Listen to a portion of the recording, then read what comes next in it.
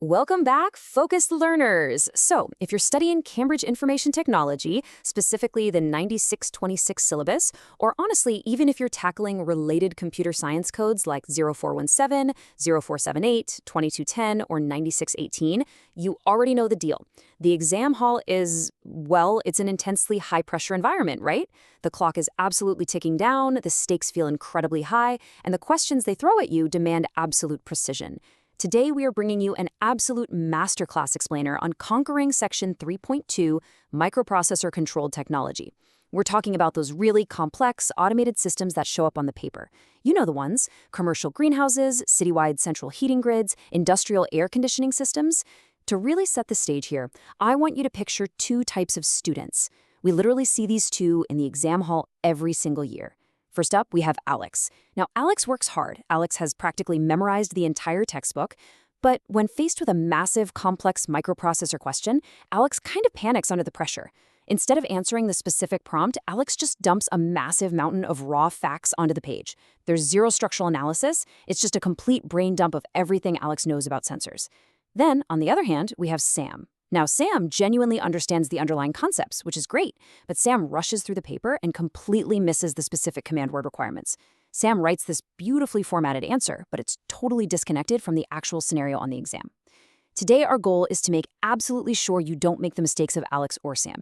We are going to teach you how to design your exam answers like a master architect, making every single paragraph a structural masterpiece. Let's get into it.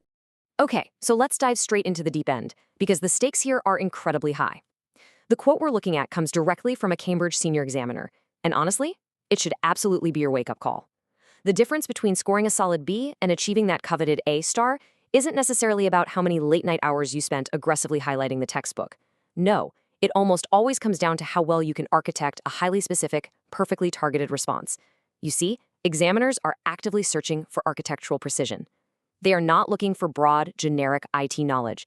They want to see that you can take the complex theoretical foundations of microprocessors and actually apply them seamlessly to dynamic, real-world control systems. Think about it this way. If your exam answer describing a microprocessor's function could apply to a standard kitchen microwave just as easily as it applies to a massive automated commercial greenhouse, you are going to lose heavy marks. Specificity is quite literally everything in this section. So, here is our strategic roadmap for today's explainer. We're going to start by breaking down the core challenge: why students find this so tricky. Then, we'll reveal the core methodology and the insider mark strategy. This is the secret sauce that transforms flawed, chaotic answers into those structural masterpieces we talked about.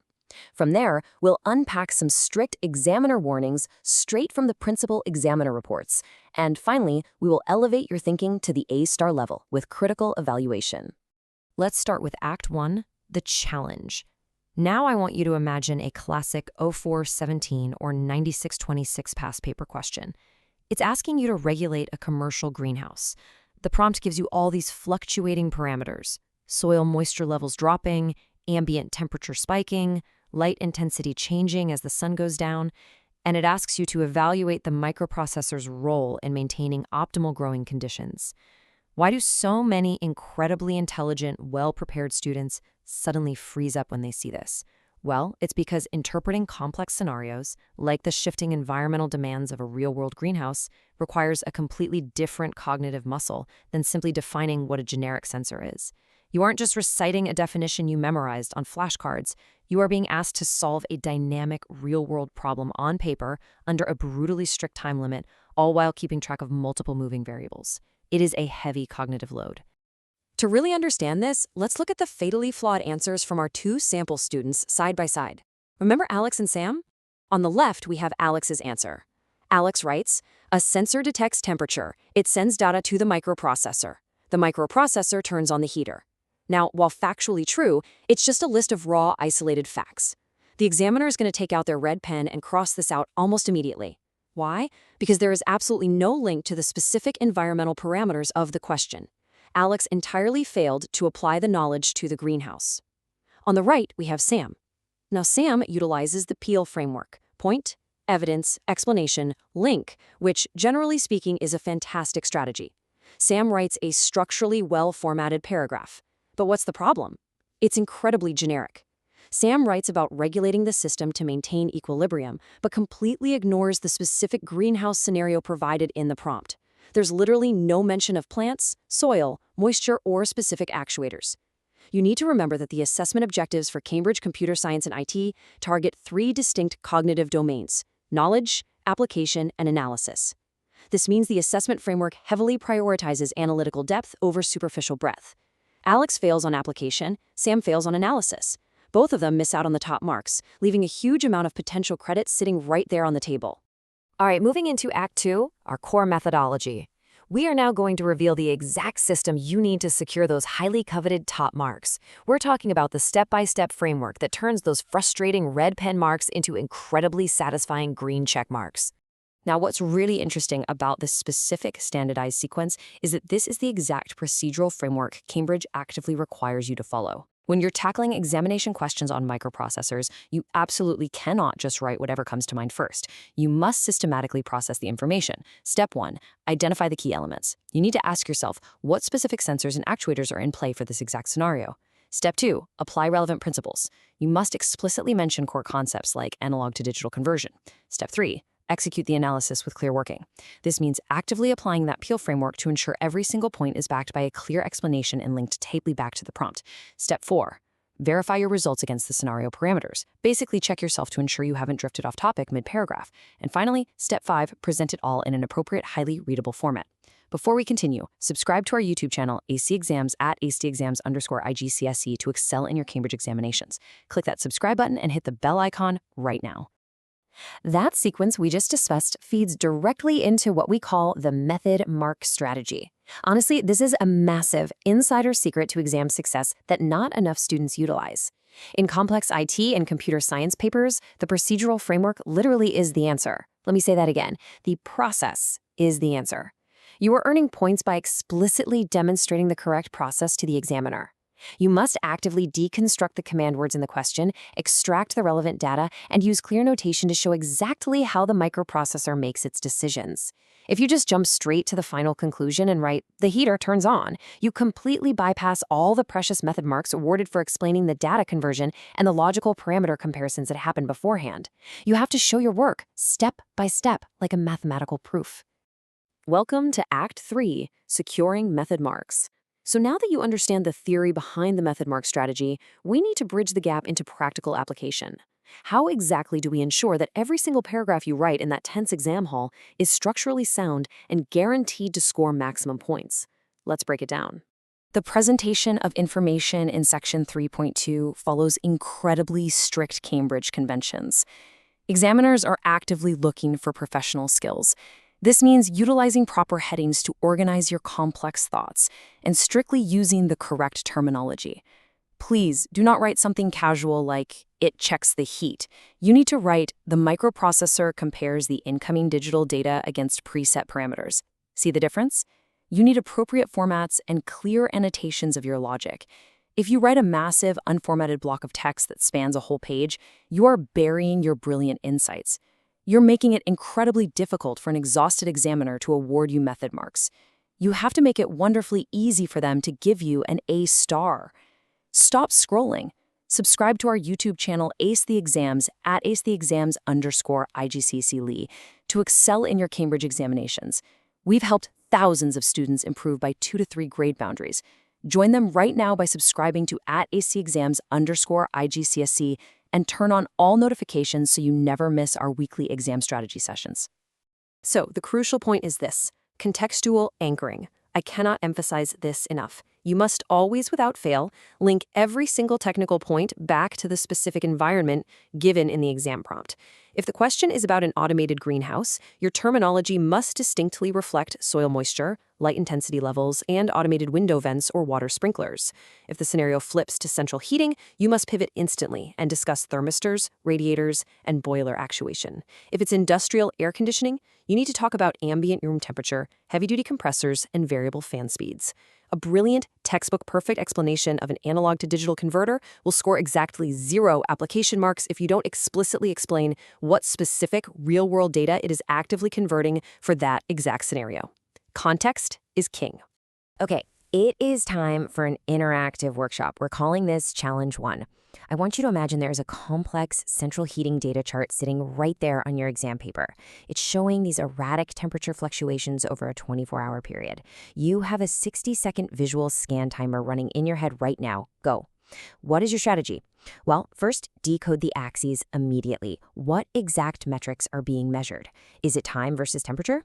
Second, find the anomalies. Scan the line. Where exactly does the temperature spike or drop outside the preset comfort parameters?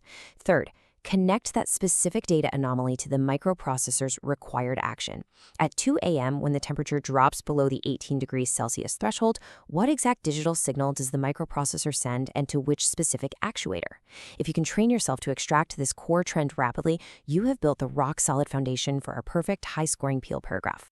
Moving into Act 4, we are going to look closely at examiner warnings. We have scoured years and years of Cambridge Principal Examiner reports, specifically for Section 3.2, and we have identified the top alerts.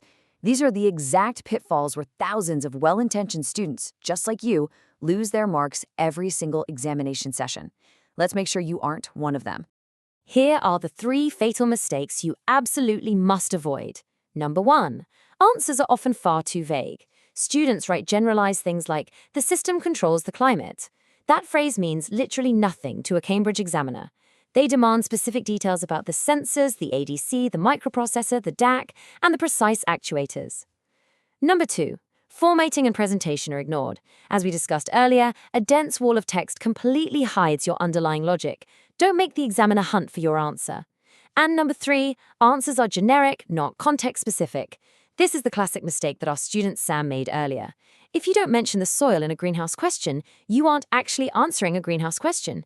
You will not get the application marks, period. And this brilliantly illustrates the point. Look at the generic answer. The microprocessor turns on the heater. Is it factually true? Yes. But it earns 0 method marks because it shows absolutely no depth of understanding. It's just a surface-level observation. Now look at the context-specific top-scoring answer. The microprocessor compares ADC sensor data to preset heating parameters to actuate the central heating boiler. Wow.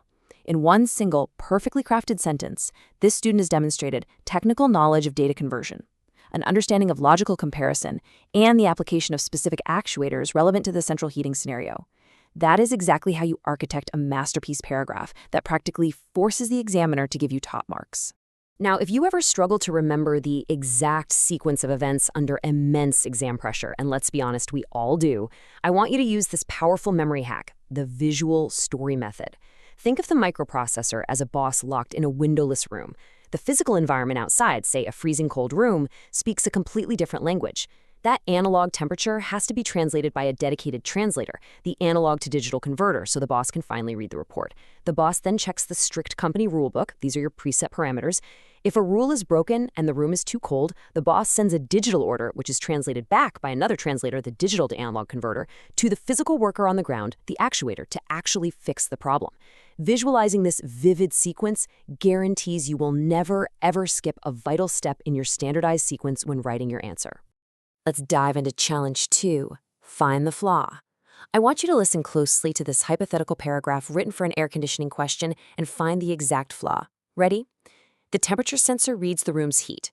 This analog data is converted to digital and sent to the microprocessor.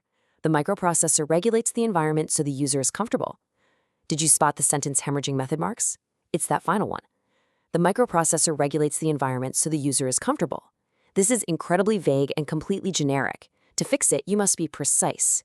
The microprocessor compares the digital temperature data to the user's preset parameters and, if the temperature is too high, sends a signal to actuate the air conditioning compressor. Now for Challenge 3, Speed Writing. You have a 30-second timer to write one perfect Peel paragraph. Your scenario is an automated industrial air conditioning unit. I want you to mentally draft one sentence right now combining a temperature sensor, an analog to digital converter, and a microprocessor decision based on a preset threshold. Go.